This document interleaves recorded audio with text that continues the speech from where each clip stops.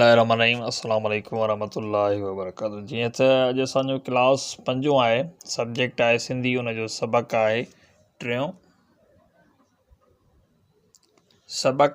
टियों जेको आहे उनजो उनवान आहे नात।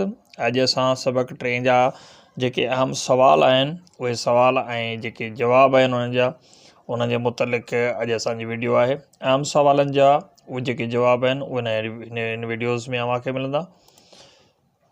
हिनखे सवाल नंबर पहिरियों आहे त शाइर हिन नज़म में कंहिंजी तारीफ़ कई आहे। जवाबु आहे त शाइर हिन नज़म में पाण सॻोरन सल्लल्लाहु अलैहि वसहबी वसल्लम जन जी तारीफ़ कई आहे। उन खां पोइ सवाल नंबर ॿियों आहे त नबी सॻोरे सल्लल्लाहु अलैहि वसहबी वसल्लम जी वाखाण शाइर कहिड़नि लफ़्ज़नि में बयानु कई आहे। जो जवाबु आहे इबादत, मोहबत, सदाकत।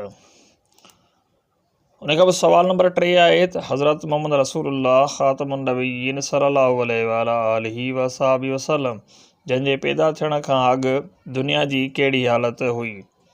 जिन जवाबु आहे त हज़रत मोहम्मद रसूलुल्लाह ख़ातमुन नबीय्यीन सल्लल्लाहु अलैहि वसल्लम जन जे पैदा थियण खां अॻु जिथे वीछा ई वीछा हुया, जिथे नफ़रत ई नफ़रत हुई। उन खां पोइ सवाल नंबर 4 आहे।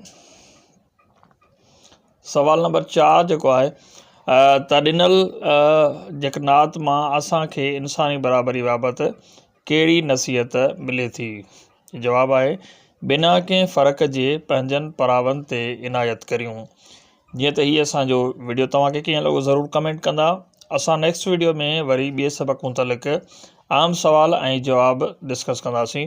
असांजे चैनल खे कयो सब्सक्राइब ऐं बेल नोटिफिकेशन बटन खे ऑन कयो त जीअं असांजा अहम वीडियोज़ तव्हां ताईं बआसानी पहुचनि।